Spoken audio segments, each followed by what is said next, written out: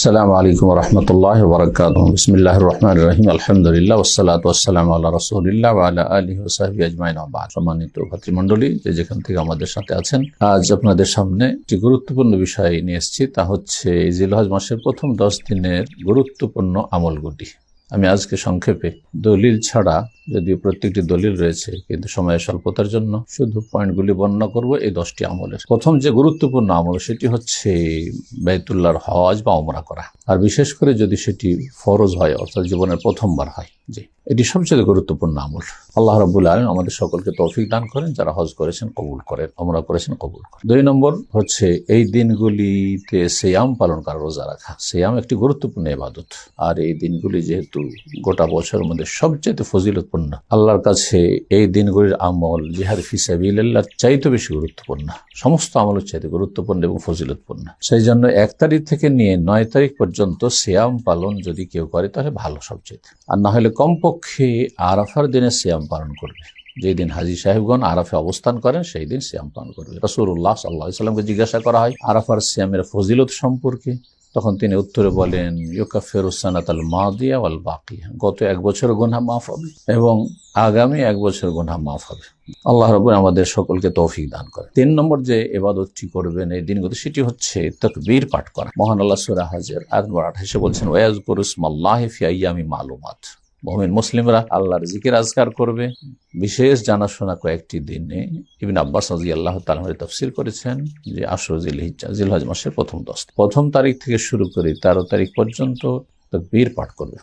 নবী সাল্লাল্লাহু আলাইহি ওয়াসাল্লাম এমরে বলেছেন, ফাকসিরু ফিহিন্না মিনাত তাহলিল ওয়াত তাকবীর ওয়াত তাহমিদ। বেশি বেশি এই দিনগুলিতে লা ইলাহা ইল্লাল্লাহ পড়ো, তাকবীর আল্লাহু আকবার পড়ো, আলহামদুলিল্লাহ পড়ো।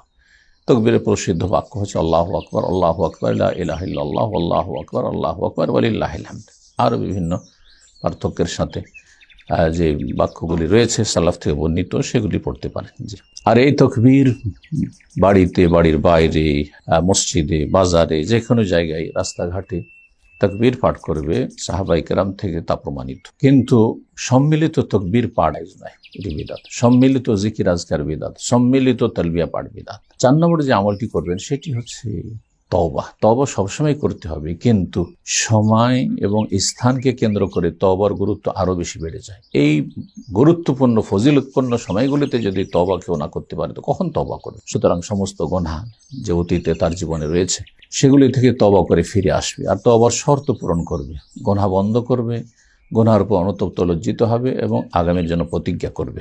বান্দার হক হলে সেটি আদায় করবে। 5 নম্বর গুরুত্বপূর্ণ আমল হচ্ছে বেশি বেশি ফরজ ইবাদত বন্দেগীর পরে নফল ইবাদত বন্দেগী করা। যে কোনো ধরনের ইবাদতের ক্ষেত্রে আগে ফরজের হেফাজত করে তারপরে নফল ইবাদত বন্দেগী বেশি বেশি করা, যেমন সালাত, সুন্নত নফল বেশি পড়া পাবন্দির সাথে, দান সাদকা করা এবং কোরআন তেলাওয়াত করা, ভালো কাজের উপদেশ দেওয়া, অন্যায় কাজে বাধা হওয়া, দিনের কাজ করা, ইলম চর্চা করা, ইত্যাদি ইত্যাদি। 6 নম্বর যে আমলটি এই দিনগুলিতে, তাকবীরকে উলামায়ে কেরামগণ 2 ভাগে ভাগ করেছেন। অনেকে তাকবীর মুতলাক, যেটা সবসময় পাঠ করবেন যে কোনো সময়, তার জন্য সময় নির্ধারণ নেই, কোনো সময়ের সাথে সম্পৃক্ত নয়। এই তাকবীর দিন রাত যে কোনো সময় পাঠ করবেন, যে কোনো জায়গায়, আপনি যেখানে আল্লাহর জিকির করা জায়েজ, নাপাক জায়গায় ছাড়া। আর আরেকটি হচ্ছে তাকবীর মুকাইয়াদ, অর্থাৎ মুকাইয়াদ বিআদবারি সালাওয়াত, ফরজ সালাতের পরে তাকবীরগুলি পাঠ করা।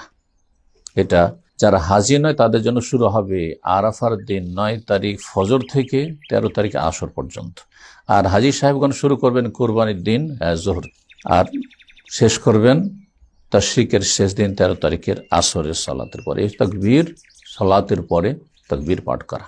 7 নম্বর যে আমলটি রয়েছে তা হচ্ছে এই সময় কোরবানি করা।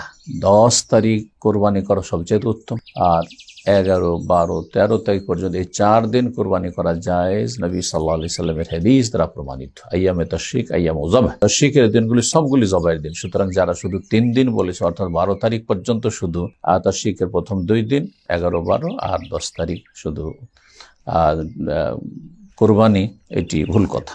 সেই কোরবানি হাজি সাহেবদের কোরবানি হোক অথবা বাড়ির উযহিয়া হোক, 4 দিন পর্যন্ত কোরবানি করতে পারবে একজন, তবে উত্তম হচ্ছে 10 তারিখে কোরবানি করা। এবং 8 নম্বর আমল হচ্ছে যারা কোরবানি করতে ইচ্ছুক তারা চাঁদ ওঠার পর থেকে কোরবানি করা পর্যন্ত নিজের শরীরের অপ্রয়োজনীয় পশম, লোম কাটবে না।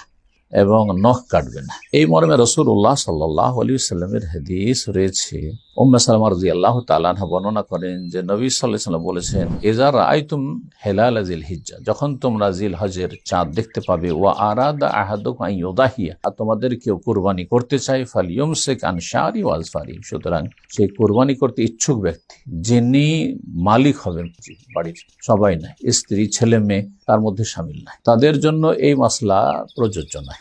যিনি কুরবানি করতে ইচ্ছুক তিনি যেন তার লোম শরীরের যেগুলি কাটা জায়েজ অন্য সময়, সেগুলি দাড়ি কাটা কোনো সময় জায়েজ নয়, সুতরাং সেই ক্ষেত্রে বলবো না। কিছু লোকেরা আছেন যে এই দিনগুলিতে দাড়ি মন্ডন করছেন না, কাটছেন না, আর তারপরে শুরু করে ঈদের দিন থেকে শুরু করে দিয়েছেন, হারাম কাজ করছেন। আল্লাহ হিদায়াত দান করুন। নখ কাটবে না, নবী সাল্লাল্লাহু আলাইহি ওয়াসাল্লাম বলছেন। সহিহ মুসলিমের 3655 নম্বর হাদিস, আর নাসাই তো এরকম হাদিস রয়েছে। 9 নম্বর যে আমলটি বলো সেটি হচ্ছে একজন মুসলিম যথাসাধ্য চেষ্টা করবে ঈদের সালাতে উপস্থিত হওয়ার। অনেকেই যারা প্রবাসে থাকেন তাদেরকে দেখা গেছে বা শোনা গেছে তাদের সম্পর্কে, তারা রাত্রে বন্ধু বান্ধবের সাথে আড্ডা দিয়ে থাকে, আর তারপরে সকাল হয়ে যায়, ফজরও ঘুমায় আর ঈদের সময় ঘুমায়, আর দিন হওয়ার পরে ঈদের সালাত যখন শেষ হয় তখন তারা বিছানা থেকে জেগে ওঠে। আল্লাহ তাদের হিদায়াত দান করে। ঈদের সালাত অনেকের কাছেই বছরের একটি ফরজ, ইবনে তাইমিয়া রাহিমাহুল্লাহ বলেছেন, সুতরাং সে ফরজ ত্যাগ করলো। এই মত অত্যন্ত শক্তিশালী, যদি অধিকাংশ আইম্মায়ে কেরামগণ বলছেন যে ঈদের সালাত হচ্ছে সুন্নাতে মুআক্কাদা। তো ঈদের সালাত আদায় করা এবং আল্লাহর শুকরিয়া আদায় করা এটি অত্যন্ত গুরুত্বপূর্ণ বিষয় ঈদের দিনে। 10 নম্বর সর্বশেষ যে আমলের কথা হলো সেটি হচ্ছে এই দিনগুলিতে বেশি বেশি কল্যাণমূলক কাজ করবেন, আল্লাহ সন্তুষ্টির কাজ করবেন, বেশি বেশি জিকির আজকার করবেন, বেশি বেশি শুকরিয়া আদায় করবেন। আল্লাহ রাব্বুল আলামিন ইরশাদ করেছেন, লা ইন শাকারতুম লাযিদান্নাকুম, তোমরা যদি শুকরিয়া আদায় করো তাহলে তোমাদের বৃদ্ধি করে। আল্লাহ আমাদেরকে শুকরগুজার বান্দা হিসাবে, জিকিরকারী হিসাবে আল্লাহ রাব্বুল আলামিনকে সবসময় স্মরণ রেখে গুনাহ থেকে বেঁচে থাকা এবং আল্লাহ সন্তুষ্টির কাজে মূল্যবান সময়গুলি ব্যয় করার তৌফিক দান করেন। ওয়া সাল্লাল্লাহু আলা নবিয়িনা মুহাম্মদ ওয়া আলা আলিহি ওয়া সাহবিহি আজমাইন।